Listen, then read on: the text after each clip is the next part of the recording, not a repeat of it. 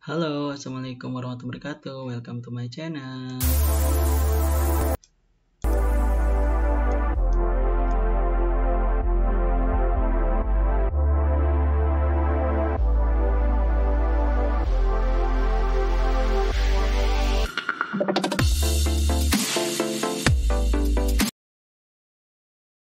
Oke, kita lanjut lagi, yaitu yang terakhir tentang obat antimania ya. Oke, kita bahas yang terakhir yaitu antimania ya. Antimania ini pembahasan yang gak terlalu banyak, sedikit ya.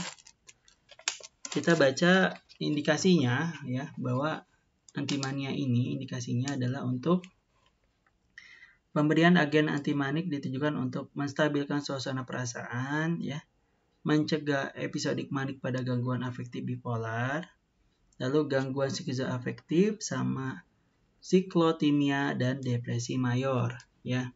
Itu indikasinya. Lalu klasifikasinya itu ada dua. Ada garam litium, contohnya litium karbonat, dan juga yang lain-lainnya yaitu corbamazepin, asam valproat, sama natrium divalproat ya. Lalu untuk cara kerjanya golongan obat antimanik mempengaruhi pelepasan neurotransmitter serotonin dan norepinefrin pada neuron gitu ya. Neuron mana? Neuron terminal serta pompa ion transmembran ya. Lalu prinsip kerjanya ini ya, bisa kita lihat di kotak ini.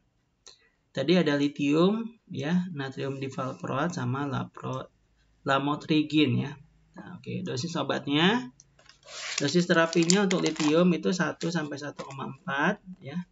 Dosis awalnya 20 mg kg per hari, dosis rumatannya 0,4 sampai 0,8. Efek sampingnya ya untuk obat litium itu bisa mual, muntah, tremor, somnolen, peningkatan berat badan, gangguan kognitif, neurotoksisitas, delirium, ensefalopati, ya, lalu gangguan ginjal ya. Untuk natrium divalproat itu dosis terapinya 45 sampai 125 mikrogram ya per mili atau serum ya, dalam bentuk serum. Dosis awalnya 250 sampai 500 mg per hari dalam bentuk oral. Lalu dosis rumatannya 75 sampai 100 mikrogram per mili atau dalam bentuk serum. Efek sampingnya mual, muntah, diare, dispepsia, peningkatan enzim transaminase, dan juga tremor. Untuk lamotrigin itu dosis obatnya 50 sampai 200 mg per hari.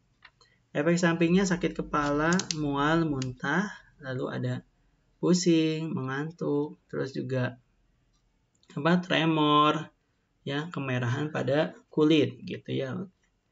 Itu untuk efek sampingnya. Nah, obat antimania ini ya, obat acuannya itu adalah litium tadi ya, litium karbonat gitu ya. Obat acuan untuk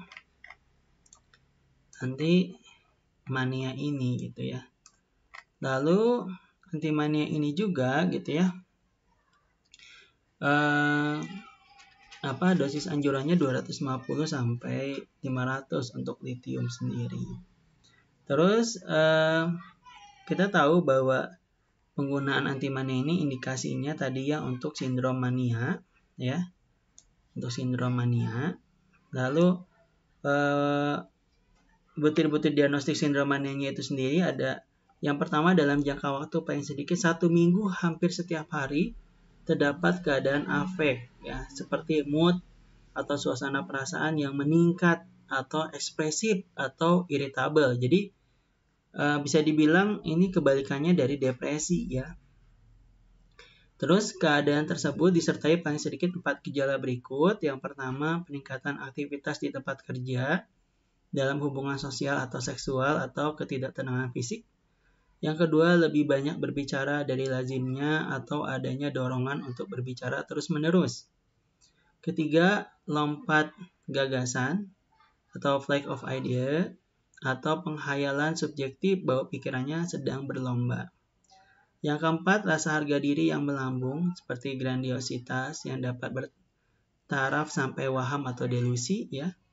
Yang kelima, berkurangnya kebutuhan tidur untuk antimania ini ya. Jadi dia aktif terus sampai dia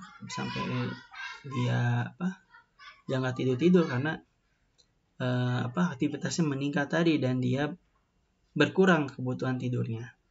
Lalu mudah teralih perhatian, yaitu perhatiannya terlalu cepat tertarik kepada stimulus luar yang penting atau yang tak berarti.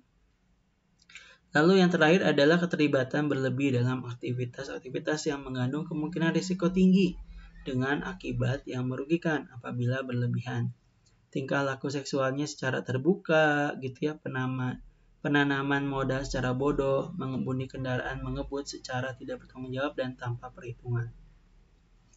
Hendaya dalam fungsi kehidupan sehari-hari itu bermanifestasi dalam gejala seperti penurunan kemampuan bekerja, hubungan sosial, dan melakukan kegiatan rutin, gitu ya.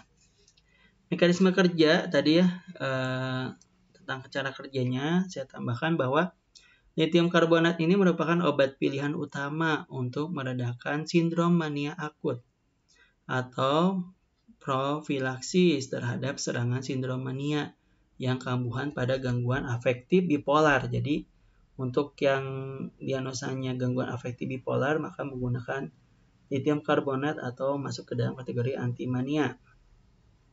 Efek antimania dari lithium disebabkan kemampuannya mengurangi dopamin reseptor supersensitif. Jadi dopaminnya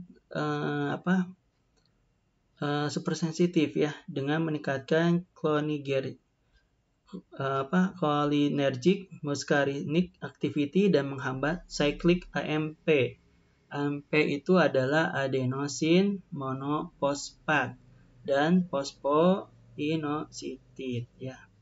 Lalu mekanisme kerja antimania ini juga hipotesisnya adalah sindrom mania disebabkan oleh tingginya kadar serotonin.